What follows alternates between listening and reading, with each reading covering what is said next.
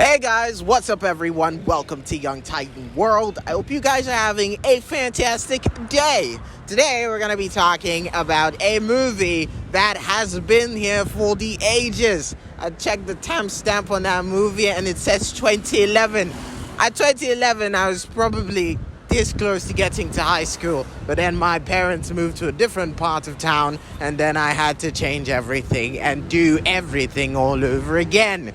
I'll get into the details in a different episode. But today we're going to be talking about a very old movie that had two parts. One that came out in 2011 and one that came out in 2014. I'm talking none other than Horrible Bosses 1 and 2. Now, it's got really amazing, funny characters like Charlie Day, Jason Sudeikis. I think in the next one it had even Chris Pine, that well-acclaimed handsome guy, which I normally don't even give a crap about because, as far as I can tell, it's not really my thing to give my, handsome points to guys that I don't really like.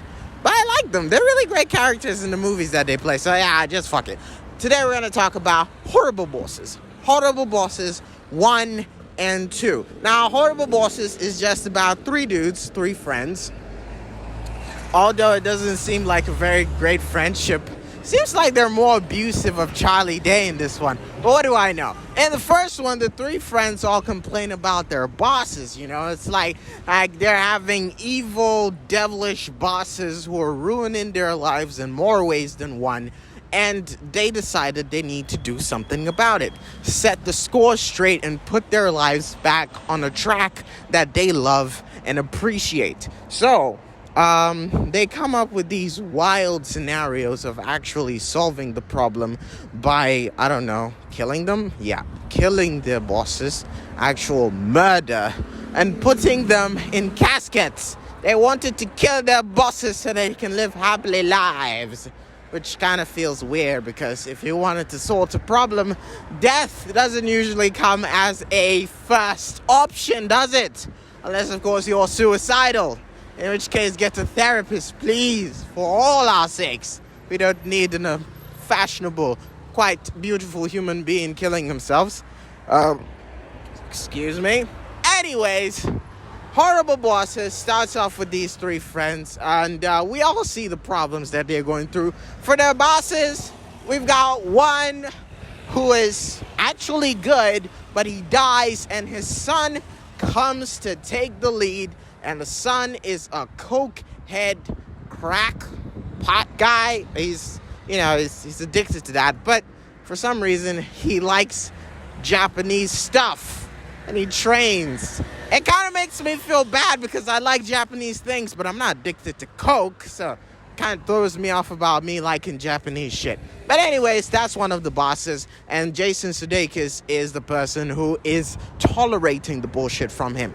Now, the next boss is one who is incredibly selfish, an asshole, and not at all what he's like in real life. Unless, of course, you consider the claims that he's a child molester to be true.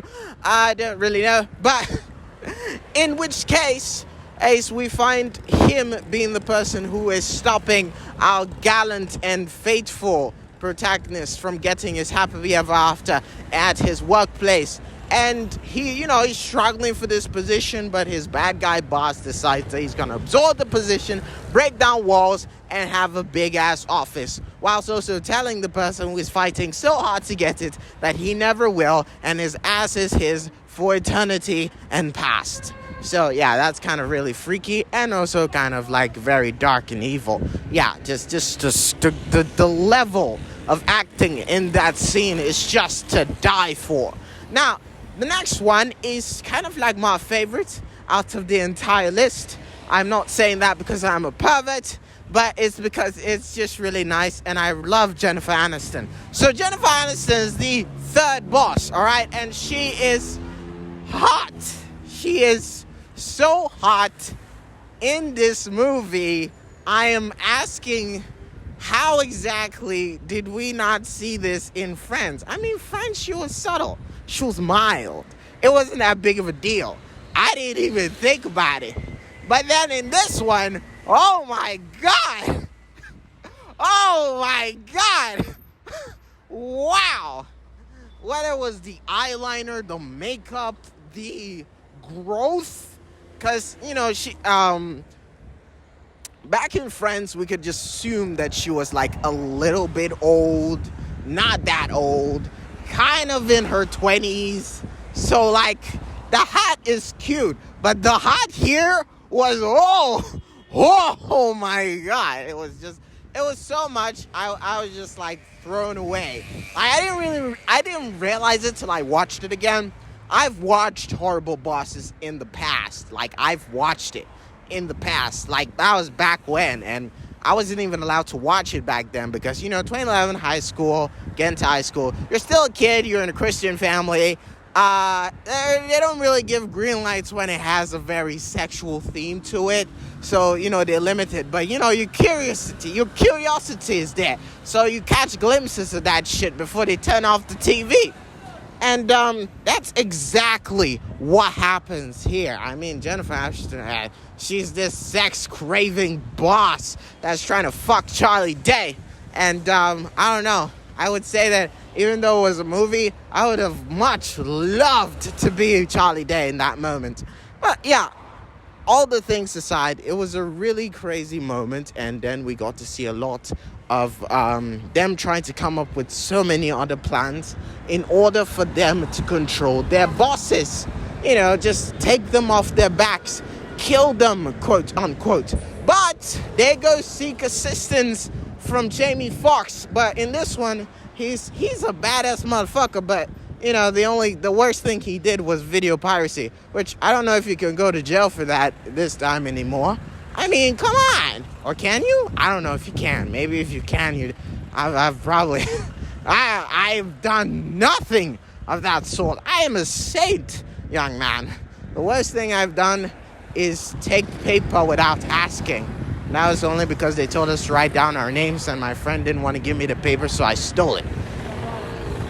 Anyways, as with that, Horrible Bosses shifts into so many gears where we have three idiots. I mean, like one idiot, another who's not an idiot, and the other who's a wisecrack, but he doesn't have any willpower. He's a spineless little sap that follows whatever his friend does. Which, honestly, sometimes I look in the mirror, it's like, hey, you look just like him.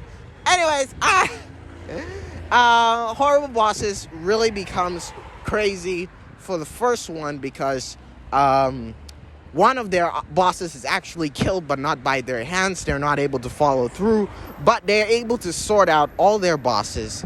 And I think when I watched the first one, my take from it was that, you can't keep taking bullshit from people like for the rest of your life or you're just gonna regret it.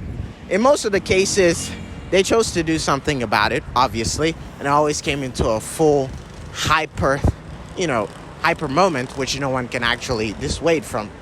But I think personally it was more of an experience that I loved. And, we could talk about part 2 in a different one. But I just have to say Horrible Bosses was nice. It was nice. It was great. It was great. I mean, if we take out the part that there was a lot of coke in it. And never seen Jennifer Aniston acting like that before. So it was a change of pace. Guess my teen hormones just really wanted that, didn't it? Anyways, thank you guys so much for watching.